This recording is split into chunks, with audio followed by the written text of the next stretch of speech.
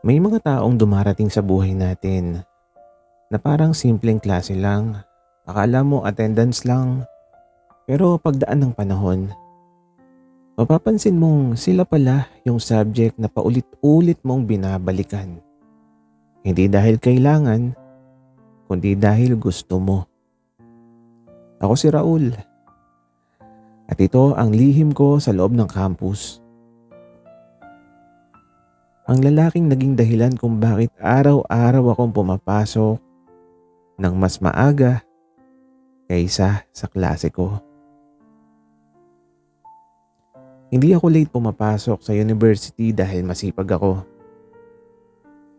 Late lang talaga ako umaalis sa dorm dahil umaasa akong makakasabay ko siya sa jeep. Si Tino. Hindi siya yung tipong mapapansin agad ng buong campus. Hindi varsity. Hindi campus crush ng lahat, pero ewan ko ba. Sa akin, para siyang sentro ng buong universidad. Unang araw ng semester, mainit, maingay. Amoy bagong libro at lumang pangarap. Pumasok ako sa classroom, naghahanap ng bakanting upuan. Lahat puno na maliban sa isa, sa bandang gitna. May lalaking nakaupo roon. Naka-white shirt, bahagyang gusot, may ballpen sa tenga, at may ngiting parang hindi niya alam na kaya nitong manggulo ng buong linggo ko. Dito ka na. Sabi niya sabay tapik sa bakanting upuan. Ganun lang, walang dramatic entrance, walang slow motion. Pero sa loob-loob ko, parang may nahulog na libro sa dibdib ko. Ang lakas ng tama. Salamat. Sagot ko, pilit na kalmado. First day mo? Tanong naman niya. Oo. Ikaw? Hindi, regular ako eh. Sanay na ako sa feeling na parang bisita. Wika niya. Ngumiti siya at doon ko unang napansin ang maliit niyang nunal sa may pisngi. Maliit na detalye pero yung mga maliliit na bagay talaga ang unang nananatili. Habang nagtuturo ang prop, palihim kaming nag-uusap. Hindi tungkol sa lesson kundi kung saan masarap kumain sa campus. Kung aling prop ang terror at kung totoo bang may multo sa old building. Takot ka sa multo? Tanong niya. Oh, hindi ah. Sagot ko agad. Tao ang kinatatakutan ko. Wika ko pa. At ito tumingin siya sa akin. Sabi niya, bakit naman? At ang sagot ko, dahil may kakayahan silang manakit. Naging tahimik siya sandali tapos ngumiti ulit. Mas malalim at mas seryoso. At ang sabi niya, hindi naman lahat. May iba na marunong ding manatili. Hindi ko alam kung bakit pero parang hindi na tungkol sa multo yung usapan namin. Pagkatapos ng klase, sabay kaming lumabas. Naglakad, nagkwentuhan. At bago kami maghiwalay, Raul yung pangalan mo, 'di ba? Sabi niya. At ito tumango ako. Ako si Tino. See you tomorrow. Kung mauupo ka ulit sa tabi ko. Hindi niya alam na sa isang simpleng upuan, may isang Raul na unti-unting naupo sa posibilidad na baka lang hindi na ito lang campus crush. May mga araw na gumagaan ang bag mo. Hindi dahil pareho lang ang laman. Hindi dahil nabawasan ang libro. Kundi dahil may dahilan ka nang pumasok. At sa mga araw na yun, si Tino ang dahilan ko. Simula nung araw na umupo ako sa tabi niya, parang naging ritual na ang lahat. Parehong oras ng pasok, parehong jeep, parehong upuan sa classroom, sa gitna. Ikatlong hanay, ang aga mo ah. Biro niya isang umaga. May iniiwasan lang. Sagot ko naman. Ano? Tanong niya. Ang makaligtaan ka. Wika ako. At eto natawa siya. Yung tawang hindi pilit, yung tawang parang sanay na siyang pakinggan. Grabe ka. Baka mapol ako niyan. Sabi naman niya. Hindi ko alam kung biro lang yun. Hindi ko rin alam kung bakit parang may kumirot sa dibdib ko sa salitang baka. Sa mga sumunod na linggo, mas nakilala ko si Tino. Regular student siya dahil huminto muna noong nagkasakit ang mama niya. Nagtrabaho muna, nag-ipon, bumalik kahit nahuli na sa pangarap. At ang sabi niya minsan habang kumakain kami ng fishball sa tabi ng library, hindi ako nagmamadali. Ang mahalaga, gumagalaw pa rin. At eto, tahimik lang ako kasi sa totoo lang, gusto kong hawakan ang kamay niya sa gitna ng sinasabi niyang yun. Pero, duwag ako. Isa sa mga araw na yun, bigla niyang sinabi, may date ako mamaya. Wika niya. At eto, ganun pala kasakit ang salitang 4 na letra. Talaga? Sagot ko. Oo. Siya yung kakilala ko sa org. Babae. Sagot naman niya. At eto, ngumiti ako. Yung ngiting sanay na magtago. At ang sabi ko, good luck. Salamat. Sabi niya, tapos tumingin sa akin. Pero parang mas kabado pa ako kaysa sa exam. Wika pa niya. Hindi ko na tinanong kung bakit. Ayokong malaman ng sagot. Kinagabihan, hindi ako mapakali. Ulit-ulit kong iniisip kung masaya ba siya, kung may hawak ba siyang kamay na hindi akin. Kaya kinabukasan, late siya pumasok. Pag upo niya, tahimik lang siya. Oh, kamusta? Tanong ko. Umiling siya at ang sabi niya, hindi natuloy eh. Bakit? Wika ko. Hindi ko naramdaman. Wika naman niya. Tumingin siya sa akin ng diretso at walang biro. May hinahanap ako na wala doon. Wika pa niya. Hindi ko alam kung bakit pero sa sandaling yun, parang gusto kong maniwala na baka ako yung hinahanap niya.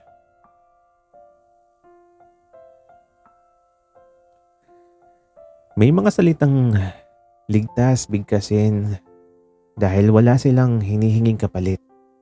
Kaibigan. Pero kung sa bawat pagbanggit mo nito, may bahagi ng sarili mong sumisigaw na sana iba na lang yung tawag mo sa akin. Pagkatapos nung gabing sinabi ni Tino na hindi niya naramdaman na may nagbago, hindi sa kilos niya, kundi sa akin. May napapansin ako na mga detalye kung paano niya hinahawi yung buhok niya kapag nag-iisip, kung paano siya humihinga kapag pagod, kung paano siyang ngumingiti sa akin na parang may alam siyang hindi ko kayang aminin. Raul, pwede ba kitang yayain? Sabi niya isang hapon habang nasa library kami. Depende. Saan ba? Sagot ko. Samahan mo lang ako, kaibigan. Wika niya. Ayun na naman yung salitang yun. Kaya sabi ko, okay. Masakit. Hindi ko kayang tumanggi. Dinala niya ako sa old building yung sinasabi nilang may multo. At ang tanong ko, sigurado ka ba rito? At ang sabi naman niya, hindi naman multo yung pakay ko eh. Gusto ko lang ng katahimikan. At eto, umupo kami sa hagdanan, tahimik. Yung katahimikang hindi awkward kundi puno. Raul, may tanong ako. Bigla niyang sabi. Tumango ako. May nagkagusto na ba sa yung lalaki? Parang biglang lumitang mundo. At ang sabi ko, bakit mo tinatanong? At ang sagot niya, curious lang. Pwede bang curious? Huminga ako ng malalim at ang sagot ko, oo, may isa. Sino? Tanong naman niya. Hindi ko siya tiningnan kasi alam kong makikita niya ang sagot sa mga mata ko. Malapit ba? Tanong niya ulit. Oo. Masaya ka ba? Tanong niya. At doon ako napatingin sa kanya at ang sagot ko, hindi ko alam eh. Kasi hindi ko alam kung pwede. At ito, tahimik siya. Mahaba at mabigat ang katahimikan. Tapos bigla siyang tumawa ng mahina. At ang sabi niya, ang gulo no? Parang gusto mo pero natatakot ka. At eto, ngumiti ako kahit masakit. At ang sagot ko, oo, parang ganun. At eto, tumayo siya at inabot ang kamay ko at ang sabi niya, tara, baka malamigan ka. Hinawakan ko yung kamay niya at sa unang pagkakataon hindi ako umiwas. Di ko alam kung ano yung ibig sabihin nun eh, pero alam ko, hindi na to simpleng pagkakaibigan. May mga sandaling hindi mo kailangang aminin yung nararamdaman mo dahil ramdam na ramdam mo na ito sa pagitan ng katahimikan at minsan ang katahimikan ang pinaka mapanganib. Simula nung gabing hinawakan ko ang kamay ni Tino, parang may linya kaming sabay na tinatahak. Parehong alam na nariyan, parehong takot na tawirin. Mas madalas na kaming magkasama, hindi na lang sa klase, hindi na lang sa campus. Kape sa hapon, street food sa gabi, mahabang lakad pa uwi na ayaw tapusin. At ang sabi niya isang gabi habang nakaupo kami sa waiting shed, Raul, napapansin mo ba? Ang ano? Wika ko. Na parang ayaw nating umuwi. Wika naman niya. At eto ngumiti ako. Sabi ko, oo. At ang tanong niya, bakit kaya? At eto hindi ako sumagot. Kasi kung sumagot ako baka mabanggit ko ang totoo. Isang araw may event sa university. May mini concert. Maingay, masaya, siksikan. At eto nawala siya sa tabi ko sandali. At ang sabi niya, sandali lang babalik agad ako. At eto hindi agad siya bumalik. Hanggang sa makita ko siya na may kausap na lalaki. Matangkad. Gwapo, halatang type ng campus. Nag-uusap sila. Nagtatawanan. At may kurot sa dibdib ko na hindi ko inaasahan. At eto lumapit ako. Oh, Raul. Siya si Marco, kaklase ko dati. Sabi ni Tino nung makita ako. Ngumiti ako, yung ngitim pilit. Hi, sabi ko. Uy, inikwento ka lagi ni Tino sagot ni Marco. Talaga? Tanong ko naman. Oo, favorite topic ka niya. Sagot naman niya. Napatingin ako kay Tino. Iwas ang tingin niya. Maya-maya umalis si Marco. At eto, tahimik kami. Raul, sorry kung... Sabi niya. Okay lang. Kaibigan mo naman Putol ko naman. Parang kutsilyong paulit-ulit kong sinusubo.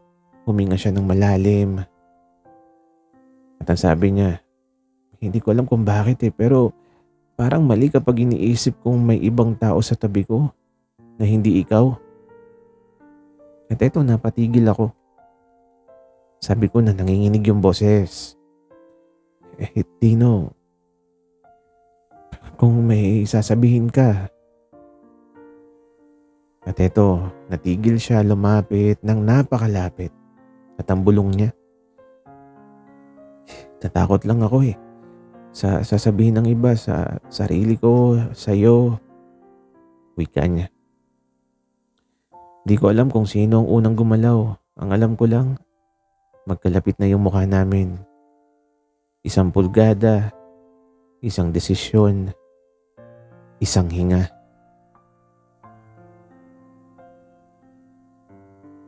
May mga halik na hindi agad dumadapo sa labi. May mga halik na nagsisimula muna sa takot. Dumadaan sa pag-aalinlangan bago tuluyang sumuko ang puso. At minsan, mas nakakatakot ang umatras kaysa sa magpatuloy. 1 pulgada na lang ang pagitan namin ni Tino. Ramdam ko yung hininga niya. Mainit, nanginginig, at ang bulong niya. Raul. Tila ba, paalam na parang paanyaya. Hindi ko na hinintay na umatras siya. Ako yung lumapit. Hindi agad halik. Una, noo sa noo na parang paghihingi ng pahintulot. Tapos dahan-dahan, dumampi ang labi niya sa labi ko. Maiksi, mahina pero sapat para gumuho ang matagal kong tinayong depensa. At eto, bumitaw siya kaagad. At ang sabi niya, sorry, hindi ko alam kung tama. At ang sabi ko naman, wag, kasi kung mali to, hayaan mo ko magkamali. Napatingin siya sa akin yung tingin na puno ng tanong at takot. At ang tanong niya, paano kung masaktan ka? At ang sagot ko, mas masakit yung hindi subukan. Tumahimik siya tapos ngumiti yung ngiting matagal ko nang hinihintay. At ang sabi niya, Raul, ikaw yung gusto ko. Matagal na. Di ko lang alam kung paano aaminin. At ito, napatawa ako ng may luha. At ang sabi ko, campus crush lang sana kita pero bakit parang ang lalim na? At hinawakan niya yung kamay ko ng mahigpit at sigurado. At ang sagot naman niya, kung mas lalalim to, sabay tayong lulubog ha. Pero hindi lahat ng kwento kahit puno ng tapang agad na tinatanggap ng mundo. Kinabukasan may kumalat na chismis. Mga matang sumusunod, mga bulong na para bang mga batong ibinabato sa likod. At ang sabi ko, Tino, okay ka lang? Tumango siya pero halatang may bigat na dinadala at ang sabi niya, Raul, kung dumating yung araw na kailangan kong pumili, kaya mo bang intindihin? Parang may humigpit sa dibdib ko at ang tanong ko, anong ibig mong sabihin? At ang sagot naman niya, hindi ko alam pero natatakot ako. Sa unang pagkakataon, ako naman ang napaatras. Hindi dahil ayaw ko, kundi dahil mahal ko. May mga pamamaalam na hindi wakas. May mga paglayong ginagawa lang para matutong bumalik. May mga pag-ibig na hindi agad ipinaglaban pero sa huli, piniling panindigan. Hindi naging madali ang mga sumunod na araw. Hindi na kami madalas na magkatabi sa klase, hindi na sabay umuwi, at hindi na rin kami nagkukunwaring okay lang. At ang sabi ko isang hapon, Tino, kung kailangan mong lumayo, hindi kita pipigilan. At eto tumingin siya sa akin, halatang pagod, halatang magulo ang isip. At ang sabi niya, hindi kita iiwan. Hindi ko lang alam kung paano ka ipagtatanggol eh. Mas masakit pala yung ganong dahilan. Yung mahal ka pero natatakot sa mundo. Dumating yung araw ng graduation rehearsal. Mainit, mahaba at nakakapagod. Mag-isa ako nakaupo sa bleacher nang may umupo sa tabi ko.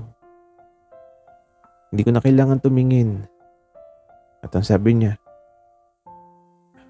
Raul.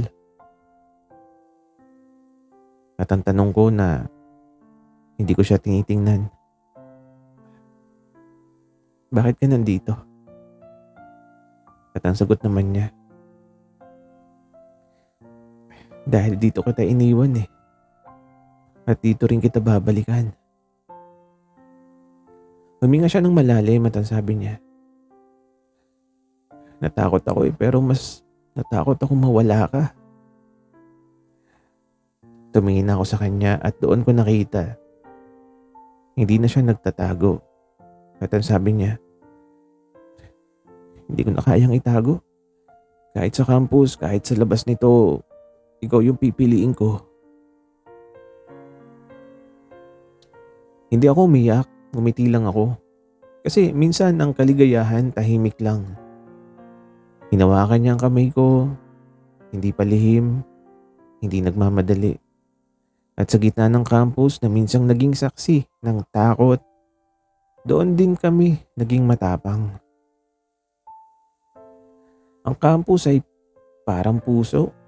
Maraming daan, maraming liko, at maraming pagkakataong maligaw. Pero kung may isang pangalan na paulit-ulit mong binabalikan, doon mo malalaman na iyon ang tahanan mo. Si Tino ang campus crush ko noon. Ngayon, siya na ang pinipili kong uwian. Makalipas ang ilang taon, bumalik kami sa campus. Hindi na estudyante, hindi na takot. Magkahawak kaming naglakad. Sa parehong hallway, sa parehong upuan kung saan kami unang nagkakilala. At ang sabi ko, dito ka umupo. At ngumiti naman siya. Sabi naman niya, dito rin ako natutong manatili. Tumawa kami, hindi na palihim, hindi na patago. At doon ko naintindihan, ang campus crush pala, kapag piniling balikan at ipaglaban, nagiging isang dakilang pag-ibig. Sana'y nagustuhan nyo ang aming kwento. Maraming salamat sa inyong pakikinig.